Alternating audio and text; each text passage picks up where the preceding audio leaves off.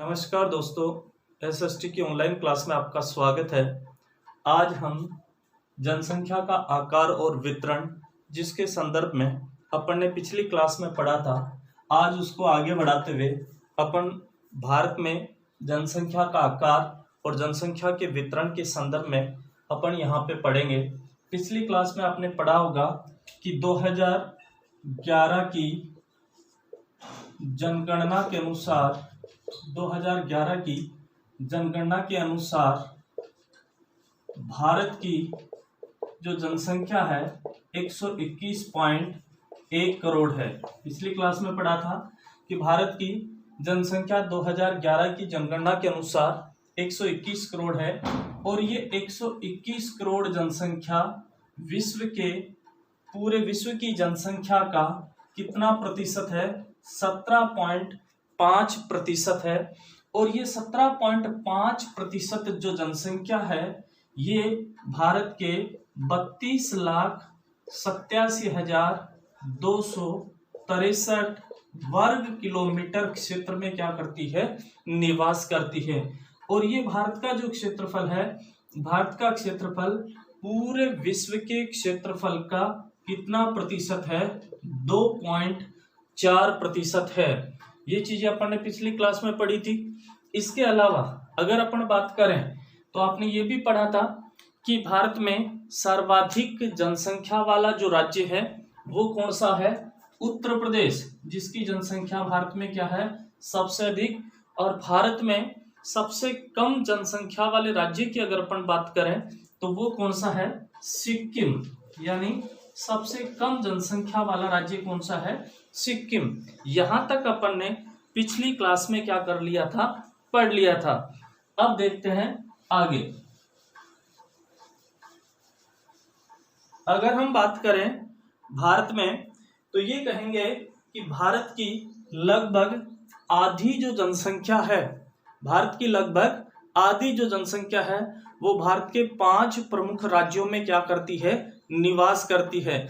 अब 5 वो राज्य कौन से हैं जिनमें लगभग देश की आधी जो जनसंख्या है वो यहाँ पे क्या करती है? निवास करती है। तो उसकी बात करेंगे तो सबसे पहले अपन ये कह सकते हैं कि जो उत्तर प्रदेश है, महाराष्ट्र है, बिहार है,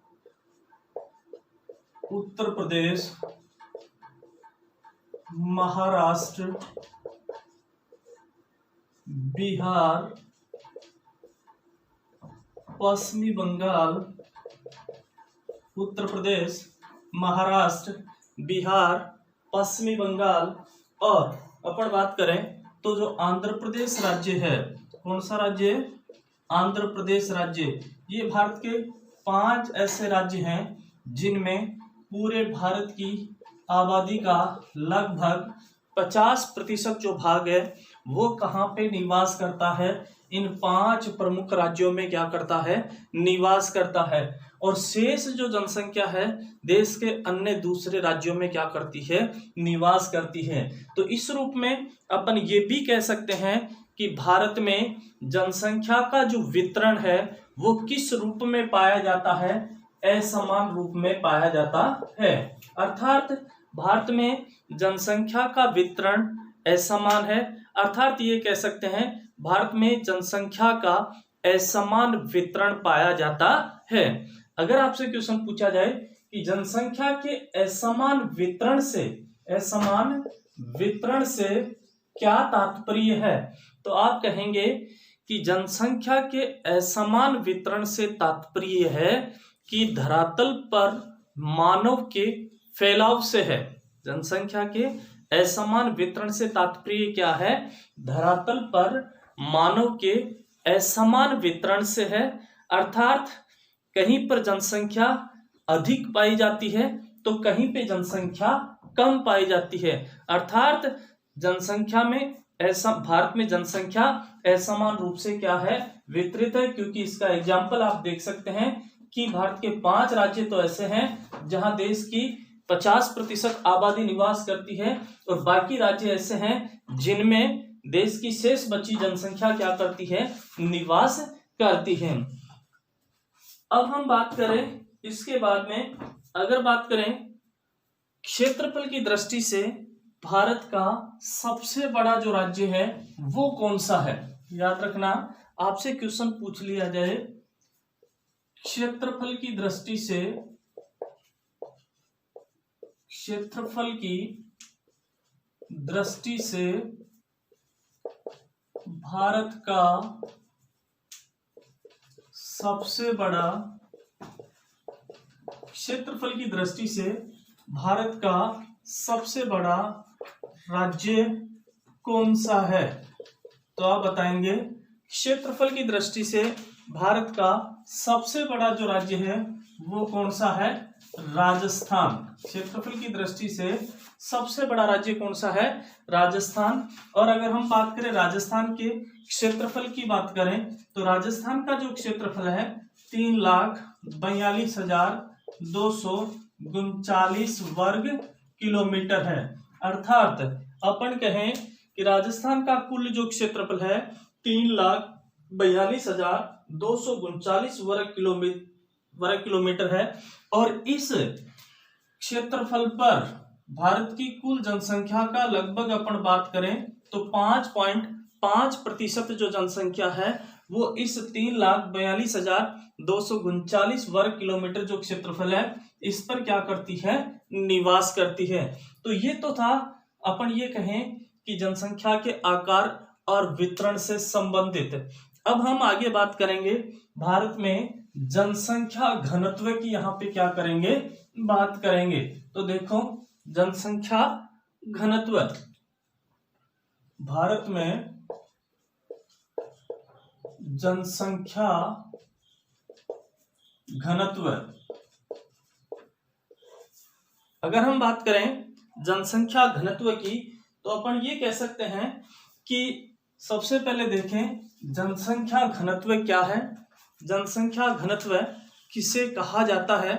तो देखो जनसंख्या घनत्व से तात्पर्य है प्रति वर्ग किलोमीटर क्षेत्र में निवास करने वाले लोगों की संख्या को क्या कहा जाता है? जनसंख्या घनत्व कहा जाता है। परिभाषा देखो, प्रति वर्ग किलोमीटर क्षेत्र में निवास करने वाले लोगों की संख्या को क्या कहा जाता है? जनसंख्या घनत्व कहा जाता है। अर्थात प्रति इकाई बोल दें या फिर एक वर्ग किलोमीटर जो क्षेत्र है, एक वर्ग किलोमीटर क्षेत्र में जितने लोग निवास करते हैं उन लोगों की संख्या को क्या कहा जाता है? जनसंख्या घनत्व कहा जाता है। अब हम बात करें, जब जनसंख्या घनत्व की बात हो रही है तो ये कहें कि भारत का औसत जो जनसंख्या घनत्व है वो कितना है? तो ध्यान रखना, भारत का औसत जनसंख्या घनत्व 382 व्यक्ति प्रति वर्ग किलोमीटर क्षेत्र में क्या करते हैं? निवास करते हैं। नेक्स्ट आपसे पूछा जाए कि भारत में सर्वाधिक जनसंख्या घनत्व वाला राज्य कौन सा है? तो आप बताएंगे भारत में सर्वाधिक जनसंख्या घनत्व वाला राज्य कौन सा है? बिहार। भारत में सर्वाधिक जनसंख्या घनत्व वाला राज्य कौन सा है? बिहार। और बिहार का जो जनसंख्या घनत्व है वो कितना है?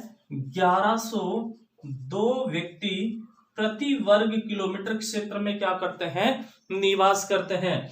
बिहार के बाद की बात करें तो पश्चिमी बंगाल आता है दूसरे नंबर पे अपन कहें जनसंख्या घनत्व में। याद रखना 2001 में जनसंख्या घनत्व में पश्चिमी बंगाल कितने नंबर पे था? 1 नंबर पे था। और 2011 की जनगणना के अनुसार अपन कहें तो बिहार जो है वो जनसंख्या घनत्व की दृष्टि से कौन से नंबर पे आ गया? 1 नंबर पे। नेक्स्ट अपन बात करें भारत में न्यूनतम जनसंख्या घनत्व वाला राज्य कौन सा है?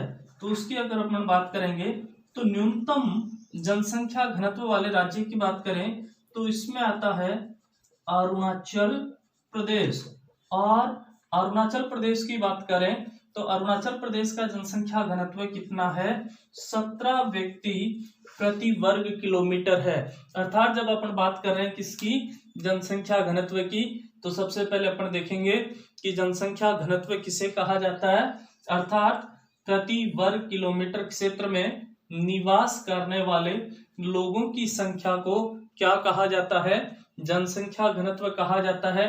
फिर क्वेश्चन पूछा जाता है कि भारत का औसत जनसंख्या घनत्व कितना है? तो 382 व्यक्ति प्रति वर्ग किलोमीटर है।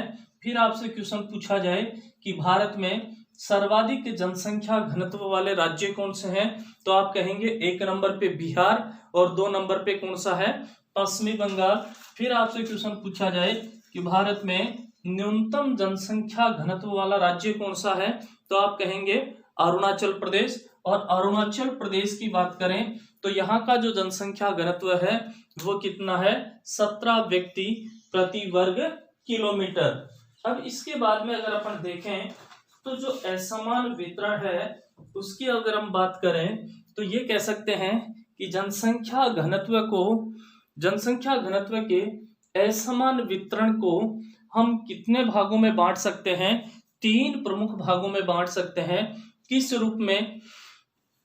ये कह सकते हैं कि एक तो सबसे अधिक जनसंख्या घनत्व वाले प्रदेश, दूसरा मध्यम जनसंख्या घनत्व वाले प्रदेश, तीसरा निम्न जनसंख्या घनत्व वाले प्रदेश। तो देखो अपन जनसंख्या घनत्व के वितरण को 3 मुख्य भागों में क्या करेंगे? वर्गीकृत करेंगे। और उन भागों में मुख्य रूप से देश के कौन कौन से क्षेत्र उसके अंतर्गत आते हैं? तो देखो भारत में जनसंख्या घनत्व के वितरण को मुख्य रूप से 3 भागों में क्या किया गया है? बांटा गया है। एक अपन ये कह सकते हैं सर्वाधिक जनसंख्या घनत्व वाले क्षेत्र, दूसरा अपन ये कह सकते हैं मध्यम जनसंख्या घनत्व वाले क्षेत्र, और तीसरे अपन ये कह सकते हैं कि निम्न जनसंख्या घनत्व वाले क्षेत्र। तो देखो सर्वाधिक जनसंख्या घनत्व की बात करेंगे तो सर्वाधिक जनसंख्या घनत्व में अपन ये कह सकते हैं कि उत्तर का जो विशाल मैदान है वो इसके अंतर्गत आता है। इसके अलावा केरल की जनसंख्या घनत्व भी अधिक है क्योंकि यहाँ समतल, अर्थात ये कह सकते हैं कि सर्वाधिक जनसंख्या घनत्व उन क्षेत्रों में पाया जाता है जहां पर समतल मैदानी उपजाऊ जो भूभाग होते हैं उन उपजाऊ भूभागों में जनसंख्या अधिक पाई जाती है, क्योंकि लोगों को वहां पे रोजगार के विभिन्न प्रकार के जो अवसर हैं वो वहां पे उनको क्या हो जाते हैं? उपलब्ध हो जाते हैं, जिसके कारण उत्तर का विशाल मैदानी जो भूभाग है उस उत्तर के विशाल मैदानी भूभाग में मुख्य रूप से देखें तो सर्वाधिक जनसंख्या घनत्व वाले क्षेत्र वहां पे क्या होते हैं? मुख्य रूप से पाए जाते हैं। दूसरी बात करें मध्यम जनसंख्या घनत्व, तो मध्यम जनसंख्या घनत्व वाले क्षेत्रों की बात करें तो मुख्य रूप से जो भारत का जो प्रायद्वीपीय भाग है उस प्रायद्वीपीय भाग में मध्यम आकार की जनसंख्या यहाँ पे क्या होती है? पाई जाती है। ये कह सकते हैं कि लगभग 750 या इससे अधिक जनसंख्या घनत्व वाले राज्यों को हम सर्वाधिक जनसंख्या घनत्व में शामिल करेंगे, यानी 750